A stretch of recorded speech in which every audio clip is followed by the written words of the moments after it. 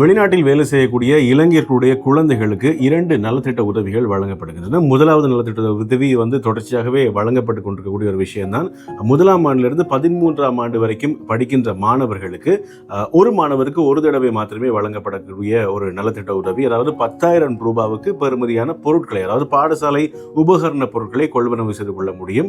இது வெளிநாட்டில் வேலை செய்யக்கூடிய பெற்றோர்களுடைய குழந்தைகளுக்காக இருக்கலாம், அல்லது வெளிநாட்டிலிருந்து வேலை செய்துவிட்டு 5 ஆண்டுகளுக்குள் அவங்க இலங்கைக்குள் இருந்தாங்க அப்படின்னு சொன்னாலும் அவங்களுக்கு இந்த நலத்திட்ட உதவியை பெற்றுக்கொள்ளக்கூடியதாக இருக்கும் என்று அறிவிக்கப்படுகிறது. நிறைய பேருக்கு இந்த விஷயம் தெரியாது அப்படின்றதுனால இதை முதலே சொல்ல வேண்டிய ஒரு கட்டாயம் இருக்கிறது. அதாவது அதிபருடைய அல்லது ஆசிரியருடைய பரிந்துரை கடிதம் ஒன்றை நீங்க அந்த பிரதேசத்தில் இருக்கக்கூடிய வெளிநாட்டு வேலைவாய்ப்பு அபிவிருத்தி உத்தியோகஸ்தரிடம் நீங்க கையளிக்கும் போது, அதோட நீங்க தேவையான விபரங்களை கையளிக்கும் போது அது பரிசீலனைக்கு உட்பட்டு அந்த கிளையினூடாக, அதாவது அந்த பிரதேசத்தில் இருக்கக்கூடிய வெளிநாட்டு வேலைவாய்ப்பு கிளையினூடாக உங்களுக்கு அந்த பாடசாலை உபகரண பொருட்களை பெற்றுக்கொள்ளக்கூடியதாக இருக்கும். இரண்டாவது திட்டம் இப்போது புதிதாக அறிமுகப்படுத்தப்பட்டிருக்கக்கூடிய இன்னும் ஒரு திட்டம். இது 2 வயதிலிருந்து 13 வயதுக்குட்பட்ட குழந்தைகளுக்கான ஒரு நலத்திட்ட உதவியாக அறிமுகப்படுத்தப்பட்டிருக்கிறது. இது 10,000 ரூபாய் பண உதவி திட்டம்.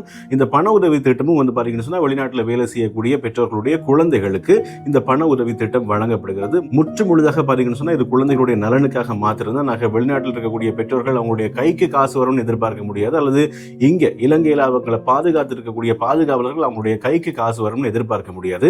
அரசாங்கத்தினுடைய சில கண்டிஷன்ஸ் இருக்கு. அதாவது அந்த வெளிநாட்டில் வேலை செய்யக்கூடிய பணியாளர் இருக்கார்ல, அவர் $400 குறைவாக சம்பாதிக்க வேண்டும். அது மாத்திரம் இல்லாம அவர் அரசாங்கத்தால் அங்கீகரிக்கப்பட்ட ஒரு பாடசாலையில் அவருடைய குழந்தையை பாதுகாக்கின்ற நடவடிக்கைகள் அவர் ஈடுபட்டிருக்க வேண்டும்.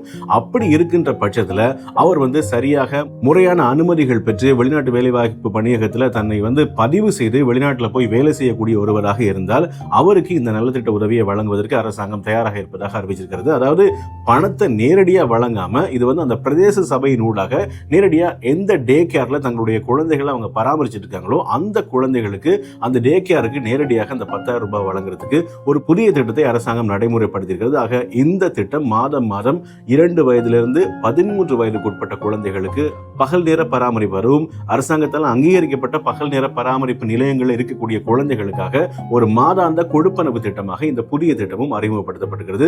இது தொடர்பான மேலதிகமான விவரங்களை நீங்க தெரிந்து கொள்வதற்கு 1989 என்கின்ற வெளிநாட்டு வேலைவாய்ப்பு பணியகத்தினுடைய 24 மணி நேரமும் இயங்கக்கூடிய அந்த இலக்கத்துக்கு நீங்க அழைப்பு மேற்கொண்டு தெரிந்து கொள்ள முடியும். அது மாத்திரம் இல்லாம www.slbfe.lk என்கின்ற இணையதளத்தினூடாகவும் உங்களுக்கு தேவையான விவரங்களை நீங்கள் பெற்றுக்கொள்ள முடியும்.